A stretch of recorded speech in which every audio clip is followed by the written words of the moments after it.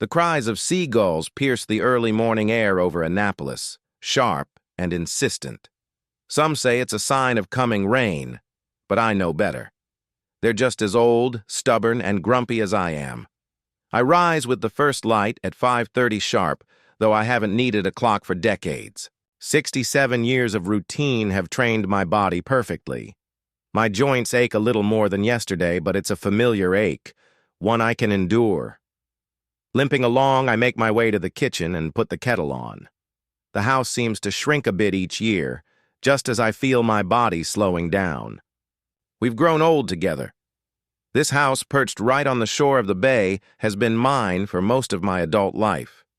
Lorraine and I bought it for next to nothing, an old, ramshackle place with a sagging roof and a porch that creaked at every step. "Christopher, you're crazy," our friend had said back then. "The repairs alone will cost more than the house itself." But I had seen the potential, the soul of the place hidden under years of neglect. Every board I replaced with my own hands, every nail hammered in by me. That was 32 years ago.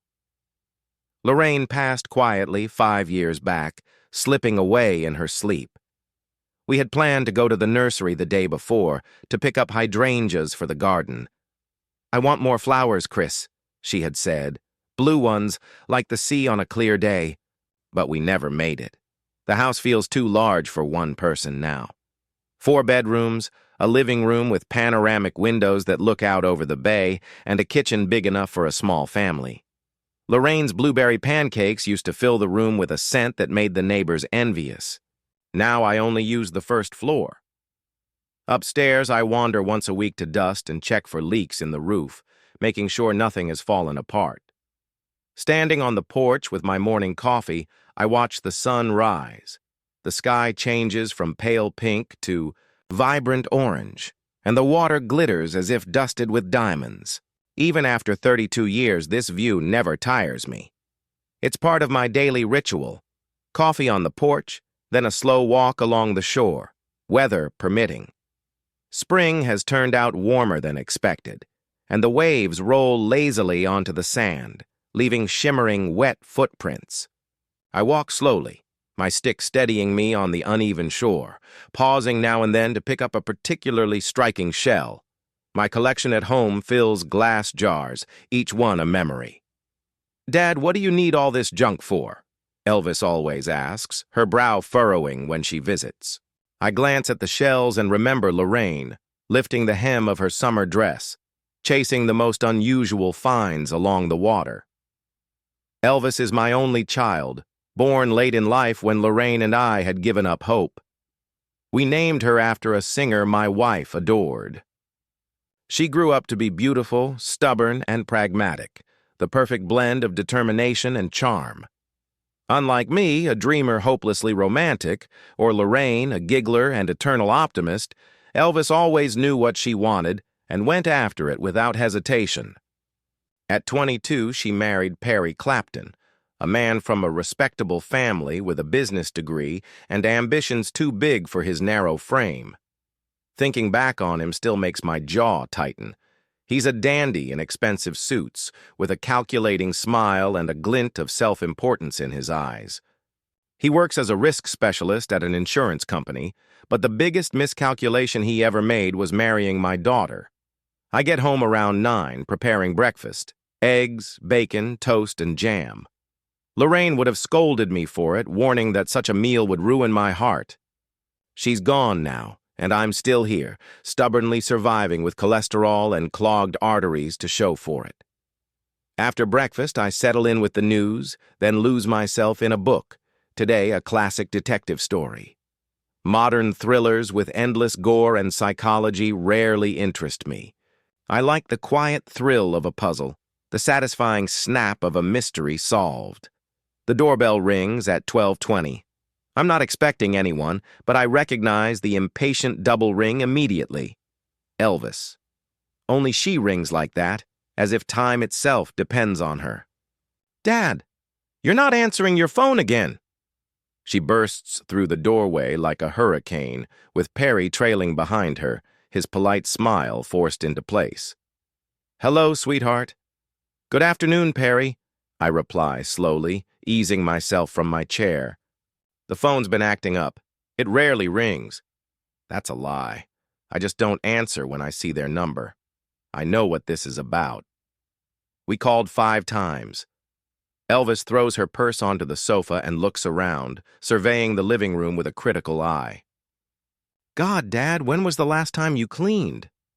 It smells like an old man. That's because an old man lives here, I say, smirking. What would you prefer it to smell like? Lavender and unicorns? Perry chuckles quietly, immediately earning a withering glance from his wife. He straightens, turning into the perfect sycophantic son-in-law. Christopher, how's your back? They say this spring is especially hard on people with arthritis. I shrug. My back aches, sure, but it's nothing I can't bear. It's my back, I reply. Elvis walks into the kitchen, peeking into the refrigerator and muttering under her breath about unbalanced diets and how I'm still alive. Typical modern child, relying on every article and online tip she can find. Finally, she announces with her usual dramatic flair, "We have great news, Dad. Perry and I are going on a cruise, 2 whole weeks. Caribbean, all-inclusive, the best vacation ever." That's great, I nod. Have a nice trip. Bring me back a magnet for the fridge. Dad, you don't understand, she says, sitting on the sofa edge, smoothing her perfectly ironed skirt. This is an important trip. Perry got a promotion and we want to celebrate properly. Congratulations, Perry, I replied dryly. Now you'll be denying people insurance with an even bigger salary? Perry pales but maintains a brave smile. Actually, I'll be managing an entire department now, Christopher. More administrative work, more money, Elvis adds proudly. So, Dad, we can finally help you out. Here it comes. I cross my arms. I don't need any help, Elvis. My pension is enough. The house is paid off. I'm in excellent health for my age. Elvis leans in, using that tone reserved for serious talks. You live alone in a huge house that needs constant maintenance. The roof leaks, the porch needs repairs, the garden is overgrown. You're 67. It will only get harder. I'm managing, I snap. No, you're not, she says, her voice sharper than I've heard before. You live like a recluse, eat fast food, ignore your doctors. When was the last time you checked your blood pressure? Yesterday, 130/80. Perfect for my age. Actually, I don't remember the last time I checked it. Probably when Lorraine was alive. She kept track of things like that, I add quietly. Elvis exhales, bracing herself. Dad, Perry and I think you should consider Coastal Haven. I groan internally. Coastal Haven, the luxury retirement place 15 miles away, pools, golf courses, medical staff around the clock, and prices that would make anyone dizzy. Elvis, we've already talked about this 100 times. I'm not moving. Be reasonable, she insists, voice rising. It's not a retirement home anymore. It's an active community, book clubs, painting classes, excursions. I'll be the only one who can still make it to the bathroom on my own, I interrupt. If it's money you're worried about, Perry begins. Don't worry, Christopher, Elvis jumps in. We've got it all figured out. If we sell this house, we'll have enough money for Coastal Haven for many years. I stare at him. Sell the house? My house? The one I built with my hands, where every floorboard holds memories of Lorraine? Dad? Elvis steps closer, taking my hand. Her fingers are cold, thin. I understand how attached you are, but Mom would want you safe, under supervision, with people around you. Don't you dare, I snap, pulling my hand back. Don't tell me what Mom would want. She'd want me happy, and I'm happy here. Happy? You live like a recluse. The only people you talk to are seagulls. You don't answer my calls because every conversation turns into this push to sell the house and move into a damn nursing home? Dad, watch your language. I'm in my house. I'll say what I want, I say firmly. We stand, facing each other, breathing heavily. Perry hovers awkwardly, unsure where to go. "Coward, Dad," Elvis mutters, lowering her voice into that calm, teacher-like tone she uses when trying to reason with me. "We're going away for 2 weeks. Just think about our offer. I brought you some brochures." She places the glossy booklets carefully on the coffee table. "Read them. See the conditions." I stare silently. "We brought groceries," she continues. "And your medicine? Everything's on the list." "Thank you," I manage, squeezing out the words. "And also," she hesitates, "your phone. It's broken. We'll take it, buy you a new one. Modern, with big buttons, especially for seniors."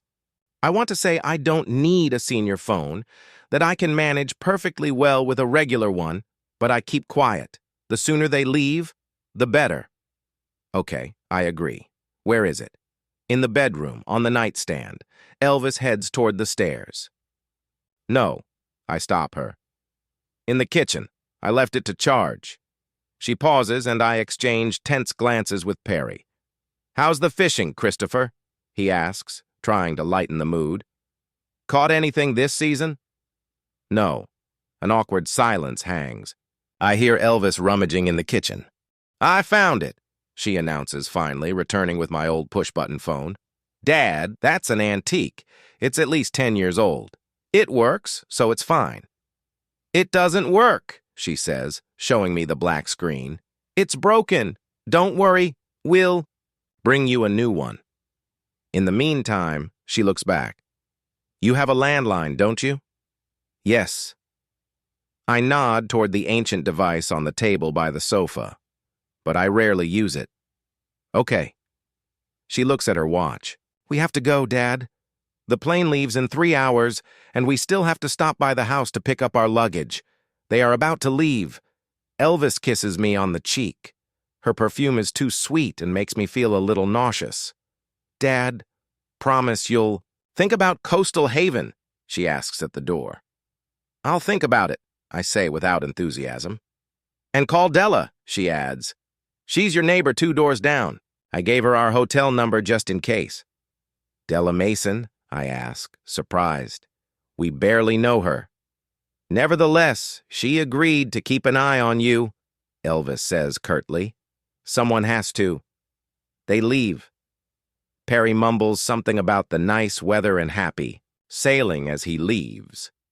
I stand in the doorway watching their silver Lexus pull out onto the road. "Calm down and think about your behavior." Elvis's last words reach me through the rolled-down window. I slam the door and return to the living room. I pick up the brochures and throw them in the trash without hesitation. My coastal haven is here in the house I built for Lorraine and me. In a place where every corner holds memories, where I can step out onto the porch and watch the seagulls, the waves, the sunset. Where I feel my wife's presence in the creaking floorboards, in the sound of the wind, in the scent of the flowers she planted. No one will make me leave this house. Not Elvis with her concern. Not Perry with his financial calculations. I'll die here just as I planned, preferably in my own bed, quietly in my sleep like Lorraine, but not today and not tomorrow. I still have a lot to do. For example, tomorrow. I'm going to finish reading a detective novel and start rereading Moby Dick for the 100th time, probably. And no coastal harbor brochures will stop me. I spend the evening as usual. Dinner in front of the TV, the news, then a little more reading. A strange feeling won't leave me. Something about Elvis and Perry's behavior was off. Too insistent, too prepared. Maybe I'm becoming paranoid. Or maybe I'm just getting old and seeing conspiracies where there aren't any. I fall asleep in my chair with the book on my lap. I dream of Lorraine, young in a colorful dress, laughing on the shore. "Be careful, Chris," she says to me. Not everything is what it seems. The morning greets me with an unusual silence. The seagulls are silent, a sure sign of an approaching storm. The sky is overcast with gray clouds, heavy as my thoughts about yesterday's conversation with Elvis. I struggle to get out of the chair where I spent the night. My back is stiff, my knees ache, and my mouth is dry. as if I've been swallowing sand. Old. Age is no joy, as my mother used to say.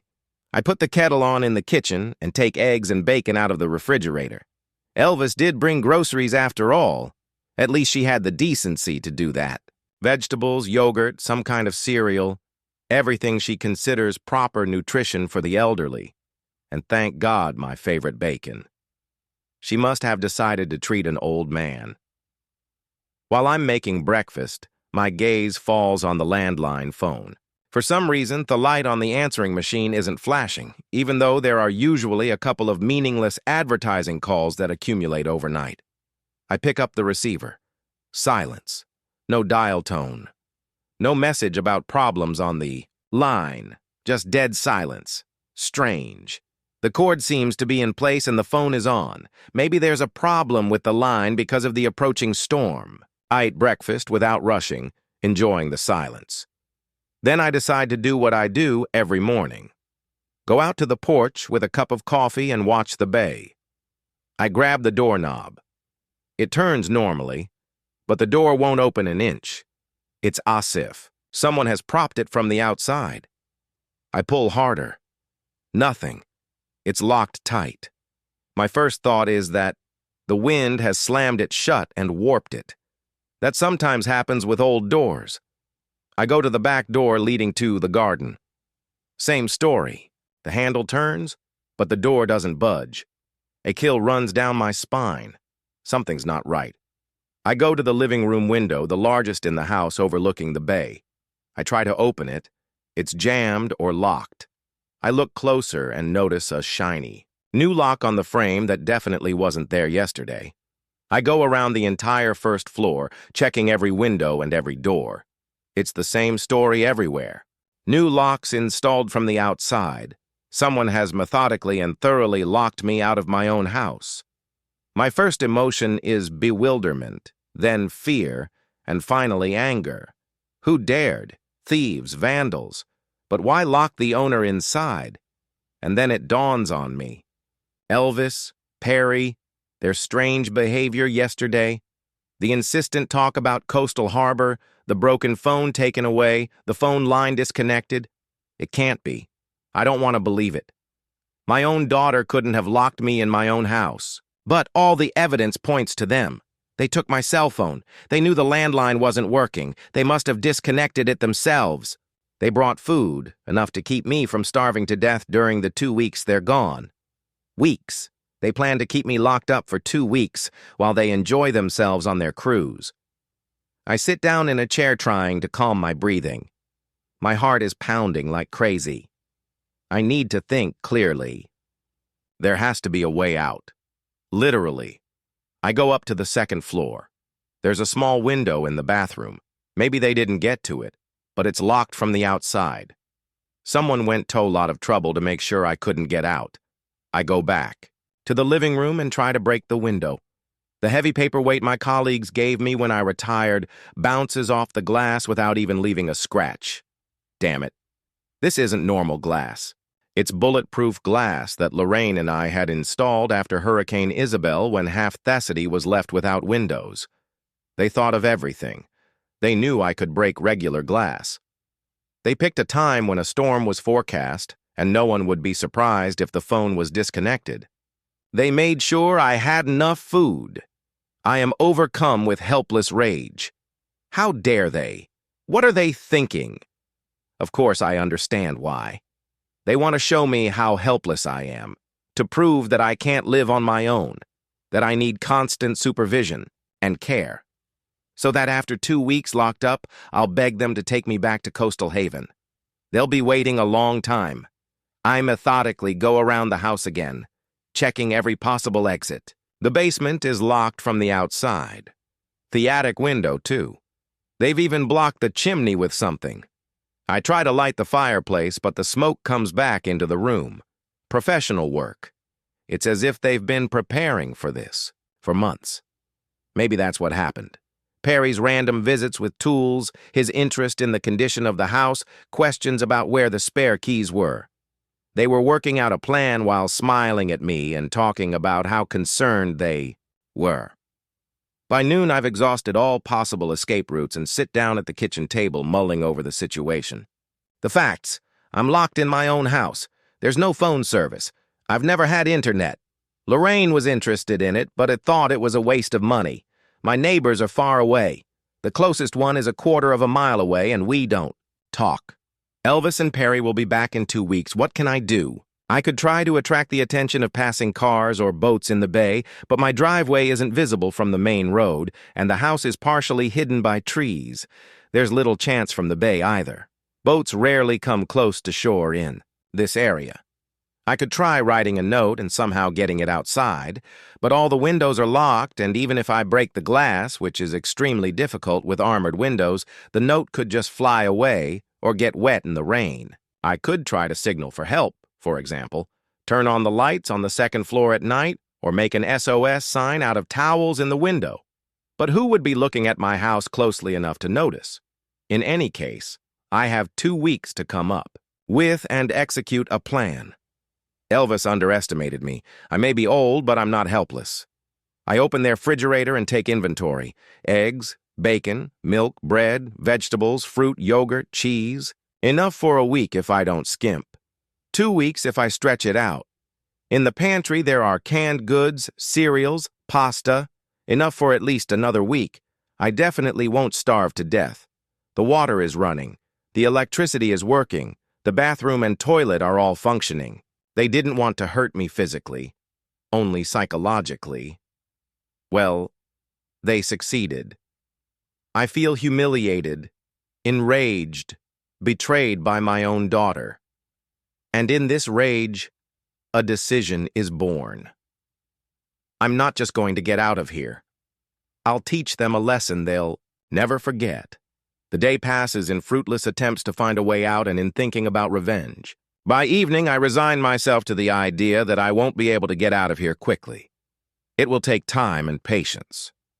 I prepare a simple dinner and eat without appetite.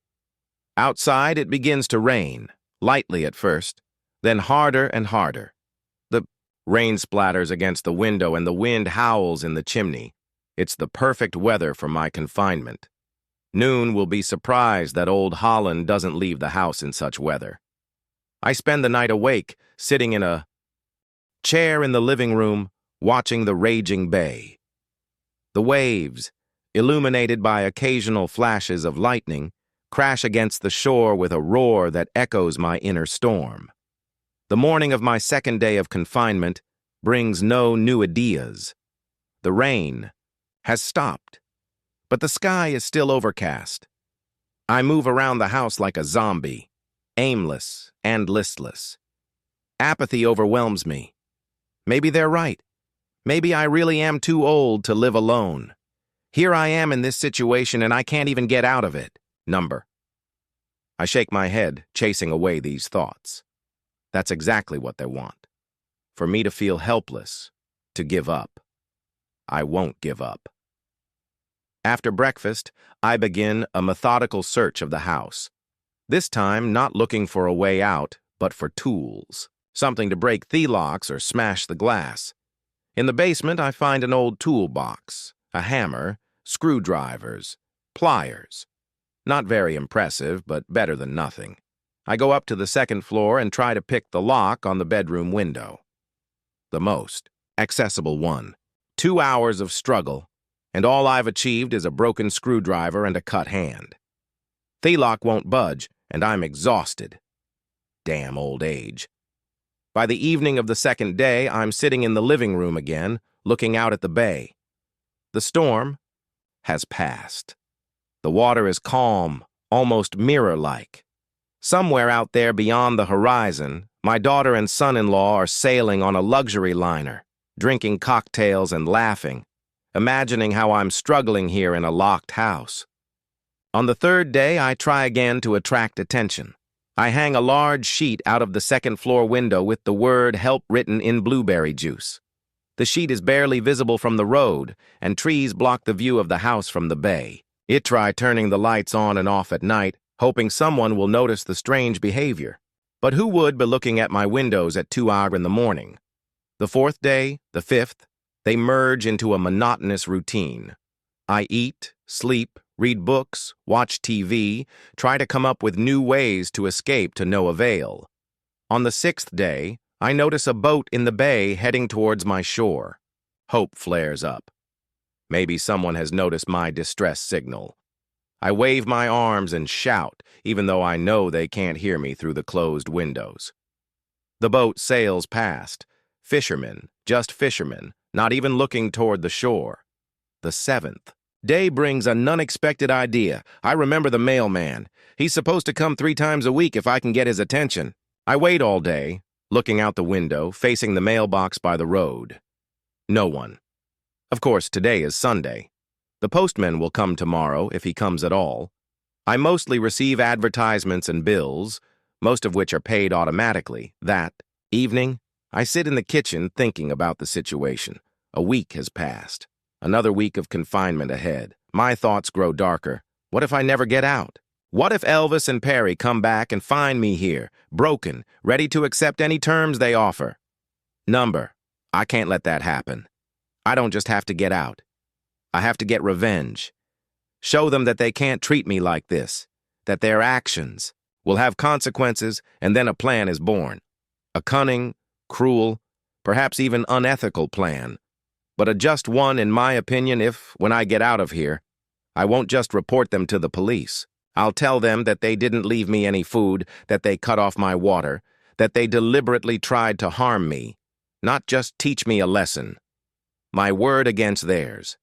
Yes, but I am a respected member of the community, a former port inspector, a veteran of the service, and they are greedy children who want to get rid of their old father so they can take his property. Who will believe me? They will believe me, and I can prove it. I'll plant evidence, empty the fridge, hide the food, partially turn off the water, make a mess in the house as if I was desperately looking for something to eat. This isn't just revenge. It's justice. They decided to show me how helpless I am. I'll show them what it means to deal with an angry old man who's nothing to lose. The thought of this plan strangely calms me down. Now I have a goal, not just to get out, but to set the stage for my revenge. I spend my 8th day of confinement working out the details of my plan. Every little detail must be thought out. How to hide the food so the police won't find it. How to make it look like I've really been starving. What story to tell to make it sound plausible. And yes, I'm a little ashamed. I've never been a liar. I've always despised those who try to win by dishonest means. But this is war. They started it, not me. And I intend to win. By the evening of the 8th day, I notice movement on the driveway. My heart skips a beat. Could someone have come? But no, it's just a deer that has wandered onto my property. It calmly nibbles at the grass, unaware that a few meters away, an old man is willing to sell his soul for the chance to be in its place. Free. I go to bed with a heavy heart, but with firm resolve. Tomorrow I'll start preparing evidence for the police, and then I'll wait and look for a way out. Or I'll wait for Elvis and Perry to return and give them a surprise they'll never forget. Cold rage fills me. I no longer just want to get out. I want them to pay for the humiliation, for their betrayal, for daring to treat me like a child or an incompetent old man. They'll regret it. I'll make sure of that. On the 6th day of my confinement, I've gotten used to me new routine. In the morning, I have breakfast and take inventory of my supplies.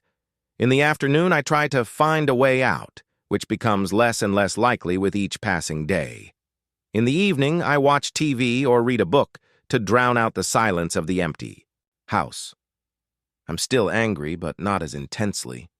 My anger has turned into something cold and calculating. I've stopped wasting energy on futile attempts to escape. Now all my thoughts are focused on what will happen when I finally get out. I sit by the window overlooking the road all day long, watching for any passers-by. A couple of times I saw the car of my neighbor Dell, the one Elvis asked to keep an eye on me, but she didn't even slow down near the house. Apparently, her daughter just asked her to call if she saw anything suspicious, but not to check on me personally. Typical modern concern from a distance without any hassle. On the sixth day, looking out the window from my usual observation post, I notice movement on the road. I squinted. My eyesight isn't what it used to be. A male figure in a blue uniform. My heart leapt.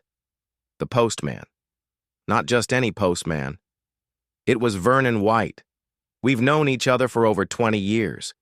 He used to work as a docker at the port where I was an inspector. Then he got a job with the Postal Service, more stable with health insurance, which was important for his sick wife. A good guy, reliable.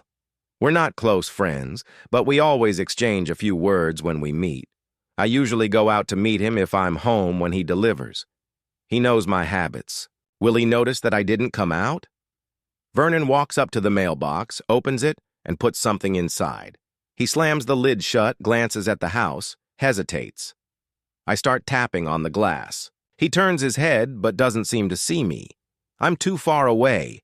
I grab the table lamp and start turning it on and off. The flashes of light catch his attention. He looks straight at my window, squinting. I wave my arms and keep knocking. Finally, he starts walking toward the house. Slowly, puzzled. He gets closer, and now we can see each other. "Chris," he says silently, through the glass. "Are you okay?" I gesture that the door is locked and I can't get out. He frowns, goes to the front door and jiggles the handle. Then he looks back at me. "Wait!" I shout, even though I know he can hardly hear me through the thick glass. I quickly find a notepad and a pen and write in large letters. "Locked in the house. Call the police."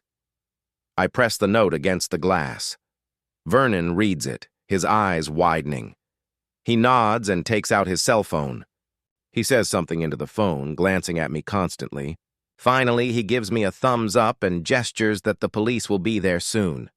I breathe a sigh of relief finally. But then a thought flashes through my mind. The police will come and free me. I'll tell them that my own daughter locked me up. But will they believe me? Elvis will say that it was just a moment of discipline, that the house is full of food and all the amenities, that I'm just a cranky old man who doesn't understand how much she cares about him. It'll be my word against his. And who is more likely towing? A daughter with a respectable husband who cares about her troubled father, or an old man who claims he was locked up for selfish reasons?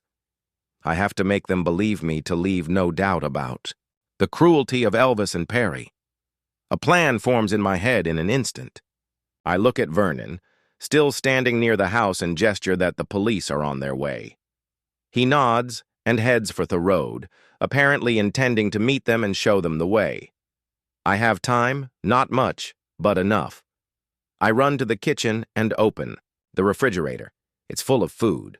Elvis made sure of that, but the police won't find out. Methodically, I unload all the food: milk, eggs, vegetables, fruit, cheese, sausage. I put it all in a large laundry basket. Then I empty the bread box and the pantry of all the canned goods and grains. Everything goes into the basket. I carry the heavy load down to the basement. There, behind some old boxes of Christmas decorations, there is a small niche in the wall that I once planned to turn into a wine cellar, but never got around to it. The perfect place for a hiding place. I put the food in the niche and cover it with boxes. Noon will find it unless they look for it, and no one will look for it.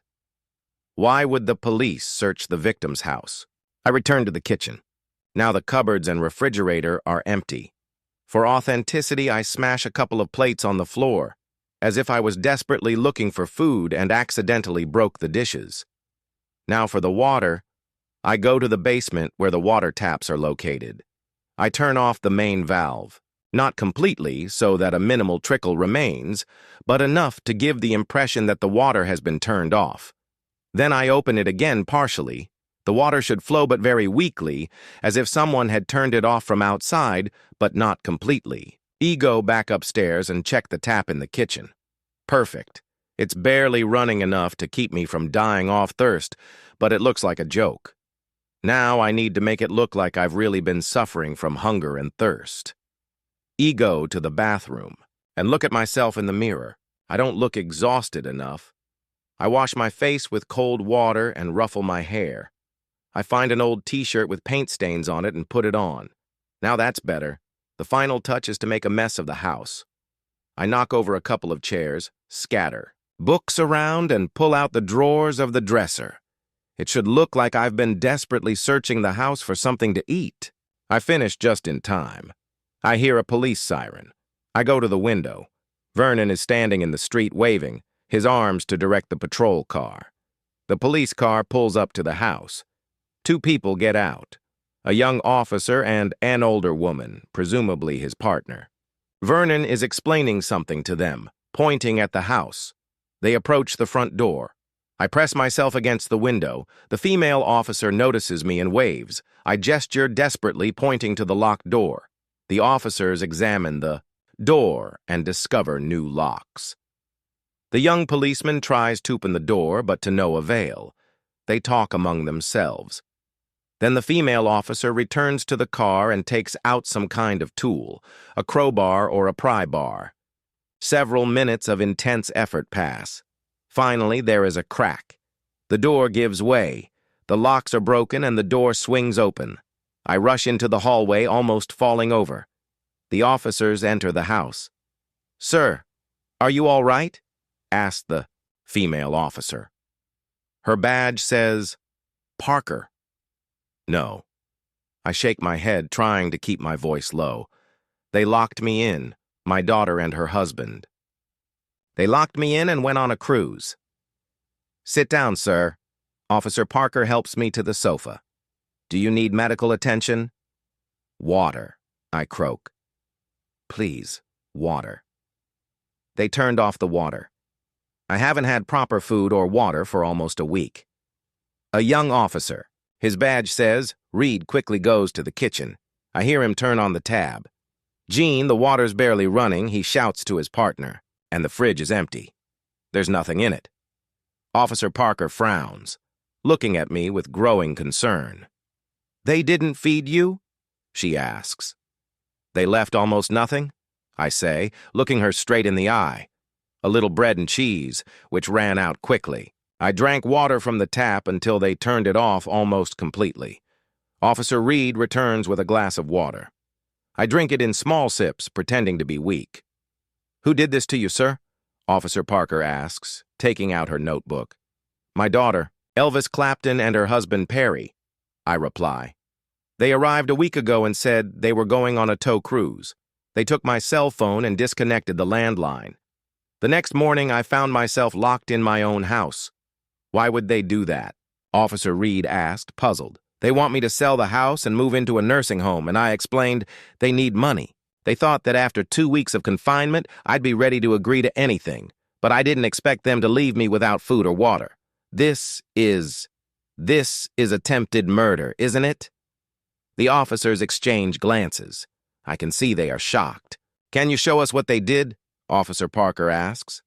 I slowly get up, pretending to be weak, and lead them through the house. I show them the new locks on the windows and doors installed from the outside, the empty refrigerator and pantry, the tap barely trickling water, the mess supposedly caused by my desperate search for food. They locked all the exits. I say they even covered the chimney with something. Professional work. They planned this. "You need to go to the hospital, sir." Officer Parker decides. "You're clearly dehydrated and exhausted. We'll call an ambulance." "What about my daughter and son-in-law?" I ask. "They're coming back in a week." I'm afraid they'll try again." "Don't worry about that," Officer Parker says firmly. "We'll open a case. Unlawful imprisonment, abuse of an elderly person, possibly even attempted murder if everything is confirmed. They face serious punishment." "Do we have their contact information?" Officer Reed asks. "Address, phone number." "In my notebook," I say, pointing to the table. "But they're on a cruise right now, Caribbean Sea." "That's okay," Officer Parker says, flipping. "Through my notebook. We'll find them. Right now, the most important thing is your health." Officer Reed calls an ambulance. Vernon is still standing outside the house, looking worried. "Can I talk to my friend?" I ask, pointing to Vernon. Officer Parker nods. Vernon enters the house, his eyes widening when he sees the mess. "My God, Chris, what happened?" he asks. "Elvis and Perry," I reply in a weak voice. "They locked me up. No food, almost no water. Your own daughter?" Vernon can't believe it. "But why? The house?" I shrug. "They want the money from selling the house. I refused to move into a nursing home, so they decided to convince me this way." Vernon shakes his head, shocked. "It's a good thing I noticed something was wrong," he says. "You usually always come, out when E bring in the mail. You haven't been out for a week. I thought maybe you were sick or had gone away. But then I saw the lights on and decided to check. Thank you." I squeeze his hand. "You saved my life. Another week and I wouldn't have made it." The sound of sirens can be heard. The ambulance is arriving.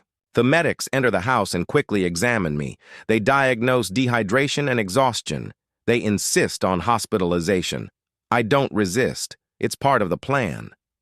As they carry me out on a stretcher, Itak one last look at my home. I feel a pang of conscience. After all, I lied. I exaggerated the situation. But then I remember the humiliation I felt when I realized I was locked up by my own daughter.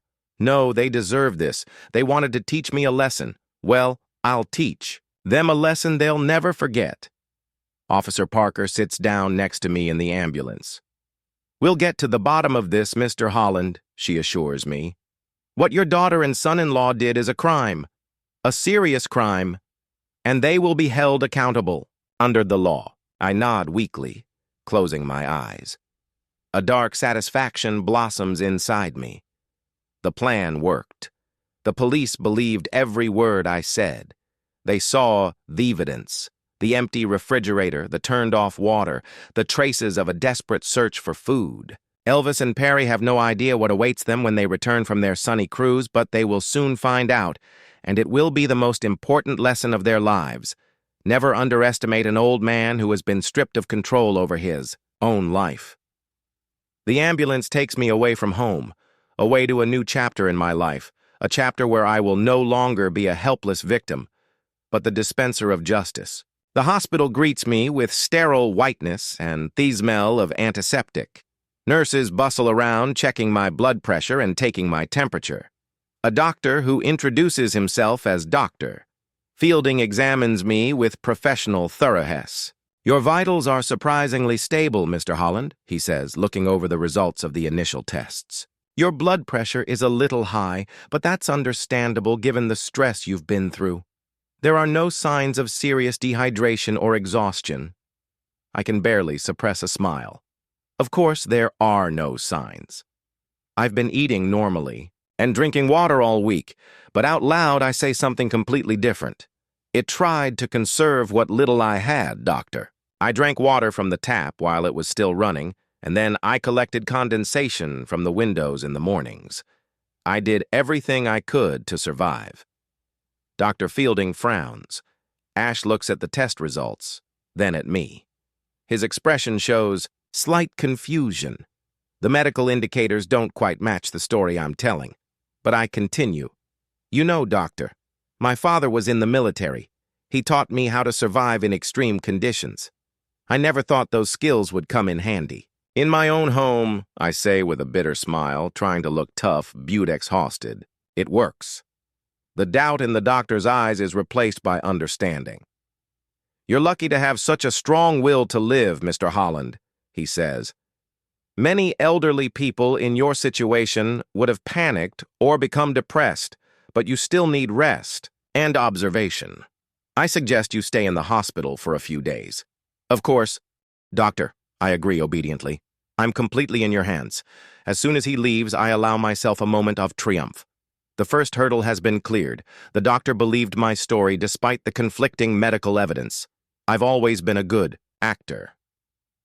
Officer Parker enters the ward. She looks tired but determined. "How are you feeling, Mr. Holland?" she asks, sitting down on a chair next to the bed. "Better than could be expected," I reply.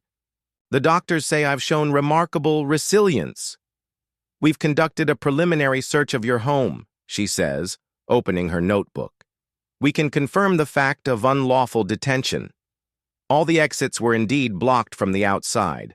The water was almost completely shut off.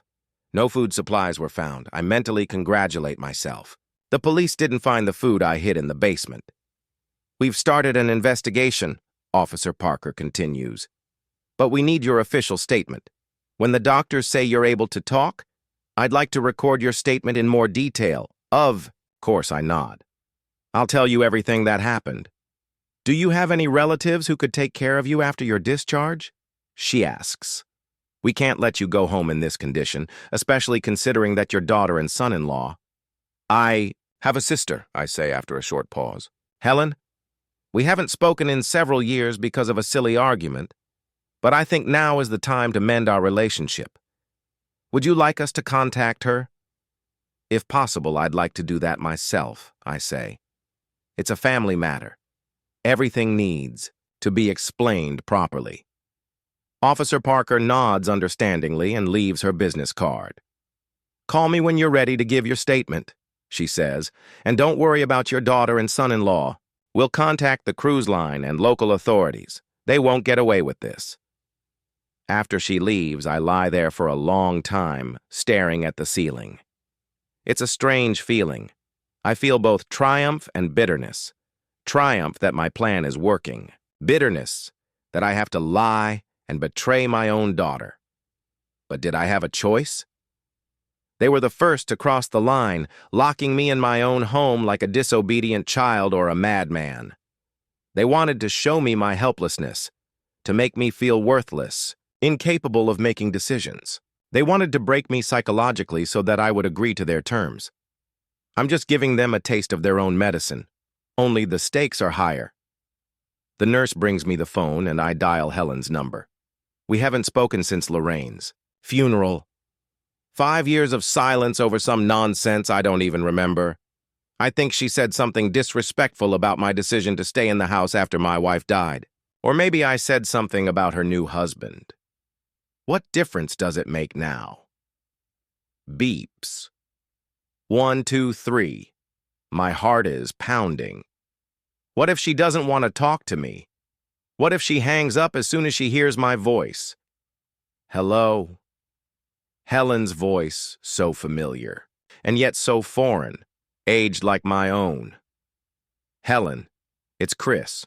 A pause long agonizing. Chris, she finally says, is something wrong? Yes, I exhale. Elvis, she... And then something breaks inside me. I start telling her, confused, jumbled, jumping from one thing to another, about how my daughter and son-in-law locked me in my own house, how they wanted to force me to sell the house and move to Seaside Haven, how I was locked up for almost a week until the mailman showed up.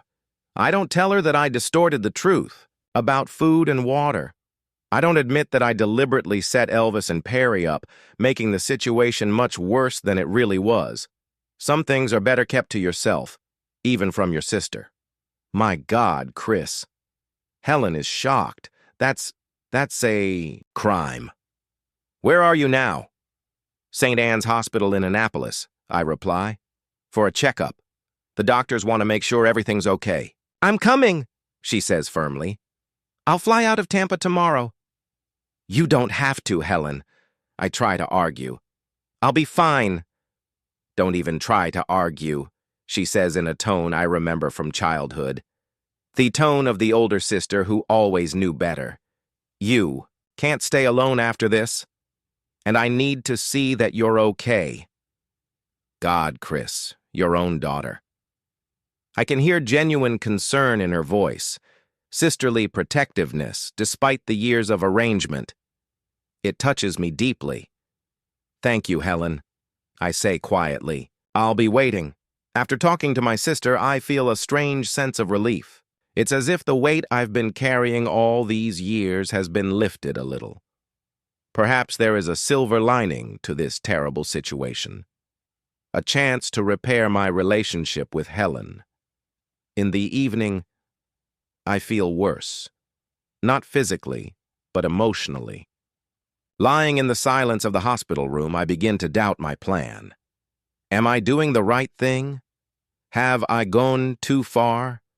It's one thing to seek justice, but it's quite another to deliberately slander your own daughter by accusing her of attempted murder. But every time the doubts come too close, I remember the moment when I realized I was locked in my own home. The humiliation, the helplessness, the rage, and Elvis and Perry's determination to manipulate me, using my isolation as a weapon of psychological pressure. No, they deserve a lesson. Cruel, perhaps, but necessary. In the morning, another Polly's. Officer arrives. Detective Morgan, a serious middle-aged man with attentive eyes. He writes down my statement, asks clarifying questions, and asks me to describe everything in minute detail. I tell him my version of events, the one I have carefully prepared, about how Elvis and Perry took my cell phone, disconnected the landline, and locked all the exits, how they left a minimal amount of food, which quickly ran out, how they turned off, the water leaving only a thin trickle. They wanted me to agree to sell the house, I say, looking him straight in the eye. They wanted to break me psychologically, but I don't think they expected it to go this far, that I would actually start starving. Nevertheless, their actions could be classified as attempted murder. Detective Morgan says, if a person is deprived of food and water, knowing that they cannot escape, it is a direct threat to their life. I don't want my daughter to be accused of attempted murder, I say, feigning confusion. That's too serious. Maybe just unlawful imprisonment.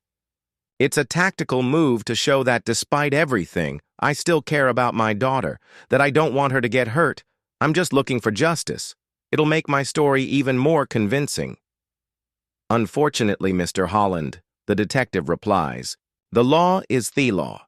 If a person is deprived of the basic necessities of life, it's no longer just deprivation of liberty. But the final decision on the charges will be made by the prosecutor. After the detective leaves, I have an appointment with the hospital psychologist doctor. Lee, a young woman with a penetrating gaze and gentle manners. She listens attentively to my story, asks cautious questions, and doesn't rush or pressure me. How did you feel when you realized you were locked up? She asks. At first, I didn't believe it. I answer honestly. I thought it was some kind of mistake.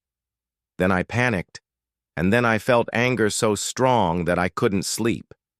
Those are natural reactions. She nods. And how do you feel about your daughter now?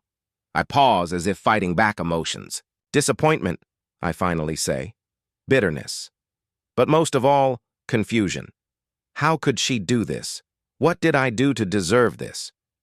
Dr. Lee writes something down in her notebook. Mr. Holland, what you've been through is a serious trauma, especially considering that the betrayal came from someone so close to you. You will need time and professional help to cope with this. I nod, feigning humility and vulnerability. Another confirmation for my case, a psychologist's conclusion about psychological trauma.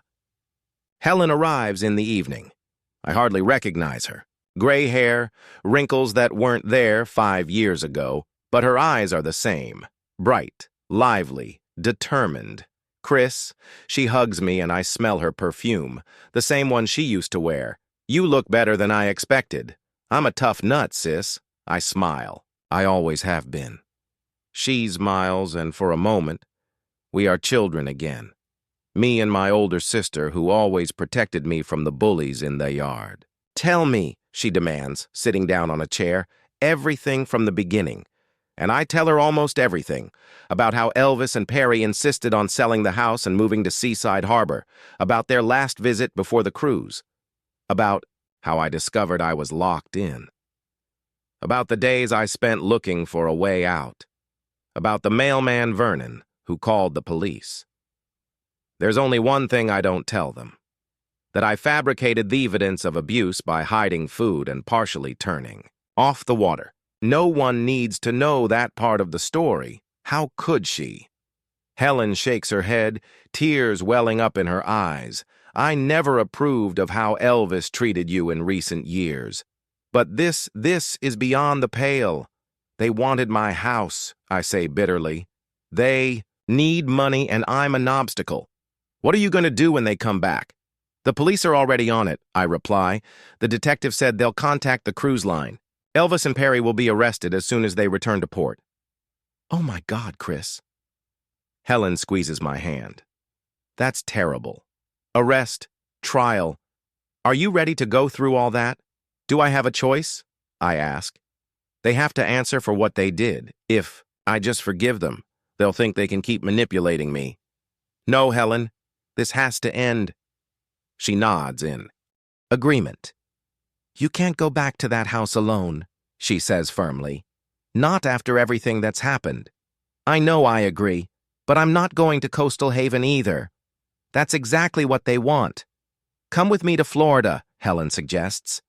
I have. A big house, plenty of room, sea air, sunshine all year round. You'll love it. I look at my sister in surprise. After 5 years of silence, she's offering me a place to live with her. Are blood ties really that strong? Are you sure? I ask. We haven't talked in so long. It was a silly argument. Shed misses. Life is too short for grudges. I'm your sister, Chris. And right now, you need support. I feel a lump forming in my throat. Helen's sincerity touches me deeply. In a world where my own daughter has betrayed me, my sister is reaching out to help.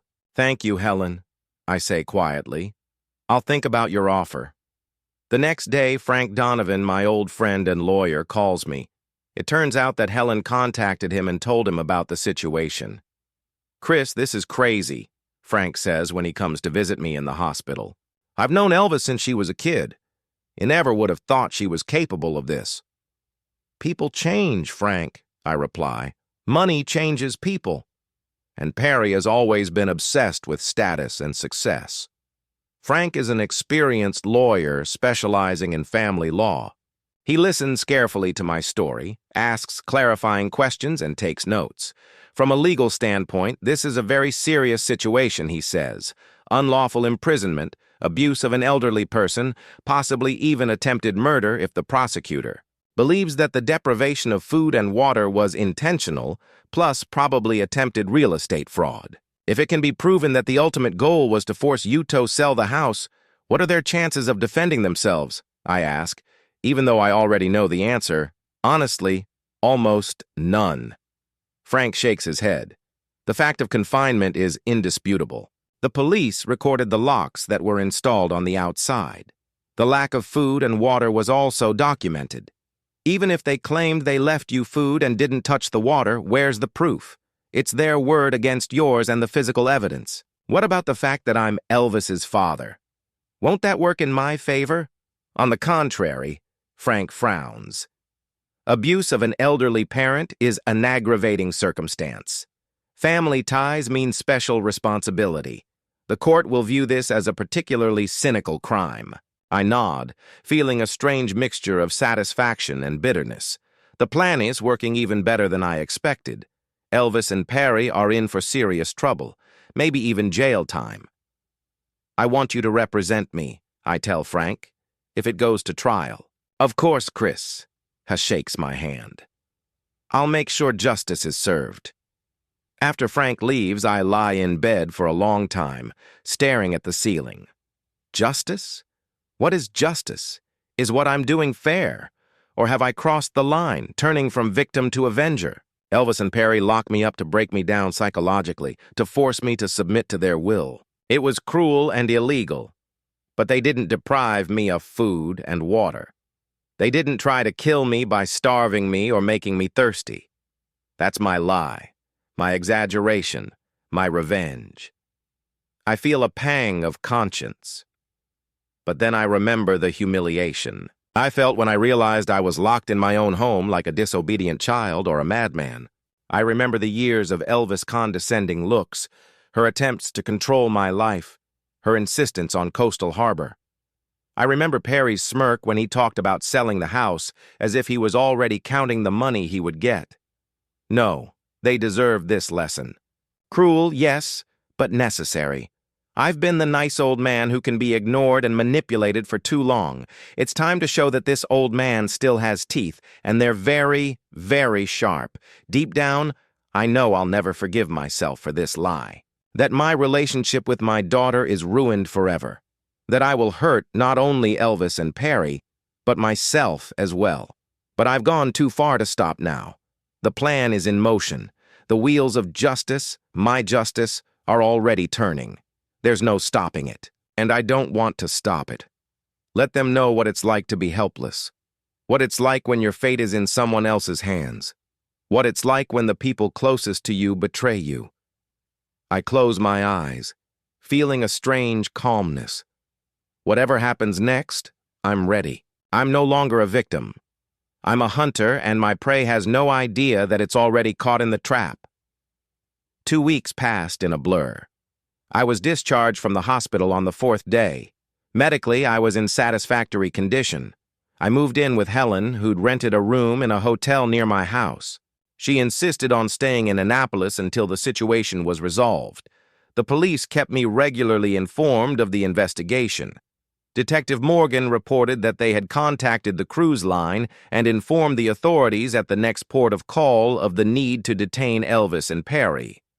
Frank Donovan, my lawyer, prepared all the necessary documents for the indictment. "Chris, are you sure you want to go ahead with this?" Helen asked me the day before Elvis and Perry returned. "She's your daughter, no matter how terrible her actions may be." "I've turned a blind eye to her behavior for too long," I replied. "I've allowed her to treat me like a helpless old man who can't make decisions. It's time to put an end to this." Helen nodded, not entirely convinced, but accepting my decision.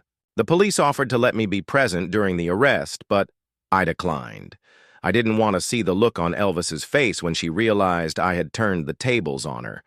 Instead, I waited at Frank's house for news. The phone rang at 3:30. "Detective." Morgan reported that Elvis and Perry had been arrested at the port as they disembarked from a cruise ship. They had been taken to the police station to be charged. They're completely shocked. The detective said they claim they don't understand what they're being charged with. They say the house was full of food, the water was working fine, and they just wanted you to cool off and think about your behavior. "Of course," I said bitterly. "What about the locks on the windows and doors installed from the outside? Is that also part of giving you time to think?" "They don't deny locking you in," the detective explained, "but they insist they had no malicious intent. They claim they took care of your comfort, left enough food, water, entertainment. They just wanted to make sure you couldn't leave the house and hurt yourself while they were away." "Hurt myself? My indignation was genuine. They're talking about me as if I'm incompetent." "That's exactly what they're saying," replied the detective. "That you've been acting strange lately, refusing medical attention, showing signs of dementia, that they were afraid for your safety." I felt a cold rage rising inside me. They didn't just lock me up. They're trying to make me look crazy to justify their actions. This only strengthened my resolve to see this through to the end. "They can say whatever they want," I said, "but the facts speak for themselves. The police found the house without food and with the water turned off. The doctors recorded my condition when I was admitted. There is a witness, the postman Vernon, who called the police. It's their word against all this evidence." The detective agreed with me and said that Elvis and Perry had been released on bail, pending trial, but they were forbidden to come near me or my house. I thanked him for the information and hung up, feeling a strange emptiness inside. Victory, yes, but a bitter one. The next few days turned into a whirlwind of legal proceedings. Frank represented me at the preliminary hearings. The prosecutor decided to charge Elvis and Perry with unlawful imprisonment, cruel treatment of an elderly person, and attempted real estate fraud. The attempted murder charge was dropped due to lack of evidence of intent. I had to testify before a grand jury. I repeated my story, how I woke up in a locked house, how I discovered there was no food and the water had been turned off, how I tried to survive by conserving the few crumbs that remained. I spoke confidently, looking the jurors in the eye. I had prepared well for this moment. Elvis and Perry hired an expensive lawyer who built their defense on the claim that they had acted with the best of intentions, that I had recently shown signs of cognitive impairment, forgetting important events, displaying unreasonable aggression, refusing medical attention, that they had locked me up for my own safety, leaving everything I needed for a comfortable stay. Mr. and Mrs. Clapton acted like caring children concerned about the well-being of their elderly father, their lawyer said at the hearing. They couldn't cancel a long-planned vacation, but they couldn't leave Mr. Holland unattended given his behavior in recent months. It was a blatant lie, and I was outraged by their attempt to make me look crazy. But I held back knowing that my calmness and level-headedness were the best reputation of their claims. The turning point came when the prosecutor presented evidence obtained from Elvis and Perry's emails and messages. The police obtained a warrant for their electronic devices, and what they found caused a sensation in the courtroom. The messages exchanged between Elvis and Perry in the months leading up to the incident clearly revealed their true motives. The old man will never voluntarily agree to sell the house. We'll have to convince him. Maybe a few weeks in solitary will make him realize how helpless he really is. When we get back from the cruise, he'll be ready to sign anything to get out of this situation. The realtor says we can. Get about $1 million for the house. Can you imagine what we could do with that kind of money? These messages broke down their defenses. It was impossible to argue that they were acting out of concern when their financial interest and intention to manipulate me psychologically were written in black and white. At that moment, I felt not triumph, but deep sadness. These messages confirm what I knew deep down but didn't want to admit. My daughter didn't see me as a father, but as an obstacle to wealth, a source of money, not love and respect. After this evidence was presented, the case quickly moved toward conclusion. Elvis and Perry's lawyer offered a deal with the prosecution, a guilty plea in exchange for a lighter sentence. The prosecutor agreed, considering my age and desire to avoid a lengthy trial. Elvis and Perry pleaded guilty to unlawful imprisonment and attempted fraud. The court sentenced them to 3 years probation, a large fine, and community service. A restraining order was also issued, prohibiting them from coming within 500 meters of me for 5 years. Their reputation in Annapolis was ruined. The story of how a daughter and son-in-law locked their elderly father in his own home to take his property spread throughout the city. Perry lost his job at the insurance company. Who would trust their affairs to someone capable of such a thing? Elvis was no longer invited to the local club where she had been an active member. Former friends turned, their backs on them. I watched it all from the sidelines, not feeling the satisfaction I had expected. Revenge wasn't as sweet as I had imagined. After the trial was over, Helen asked me again to move to Florida with her. "There are too many painful memories here for you, Chris," she said. "A new place, new people, a new life. That's what you need." This time I agreed. There was no point in staying in a house that had become a symbol of betrayal. Besides, I felt uncomfortable in a town where everyone knew my story, looked at me with pity, and whispered behind my back. I decided to sell the house, not for the money I had enough to live comfortably, but because I wanted to break with the past taunts and, for all, to start with a clean slate as much as possible at my age. Frank helped me with the sale. The house sold quickly. Property on the bay is always in demand. I didn't take a cent more than was necessary to cover the costs of moving and settling into my new home. I donated the rest to charity, a fund that helps victims of domestic violence. The irony did not escape me. Before I left, I visited Lorraine's grave. I laid a bouquet of her favorite hydrangeas, blue like the sea on a clear day. I stood there for a long time, silently saying goodbye to her, to the house, to the life we had built together. "I'm sorry I'm leaving you," I said finally, "but I think you would have understood. You always said that a house is not the walls, but the people who live in it. My family now is Helen, and maybe it was always meant to be this way." On the last day before my departure, I walked through the empty house, saying goodbye to each room. Standing on the porch, I took one last look at the bay, at the seagulls circling above the water, at the path along the shore where Lorraine and I had walked so many times. It hurt to leave, but it would have hurt even more to stay. Elvis tried to contact me before I left. She sent a letter asking to meet, asking for a chance to explain. I didn't respond.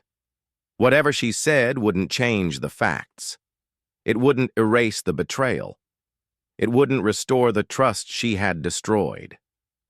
Maybe someday I'll find the strength to forgive, but not now. The wounds are too fresh. I moved in with Helen in Tampa in early fall. Her house, a spacious bungalow overlooking the bay, became my new home. It wasn't as familiar as the house in Annapolis. Butte was cozy and peaceful. Helen is the perfect neighbor. She respects my personal space, doesn't try to control my life, and doesn't talk down to me like I'm a child or a frail old man. We quickly found a comfortable rhythm of living together. We have breakfast together, discuss the news, and sometimes play cards in the evenings, but most of the day, we each go about our business. I've found new hobbies. I've signed up for painting classes, started volunteering at the local library, bought a used boat, and often go fishing. I've gotten to know my neighbors. They're retirees like me, but without the heavy burden of family betrayals weighing them down. Sometimes I think about what happened, about my lies, about how I twisted the truth to get back at Elvis and Perry. Do I feel guilty? Yes, sometimes. Especially when I wake up in the middle of the night and remember Elvis's expression in the courtroom. Confused, bewildered, betrayed. But then I remember how I felt when I found myself locked in my own home. Humiliation, helplessness, rage. And I realized that they deserved what they got. Maybe not such a harsh punishment, not prison, not a ruined reputation, but a lesson, definitely.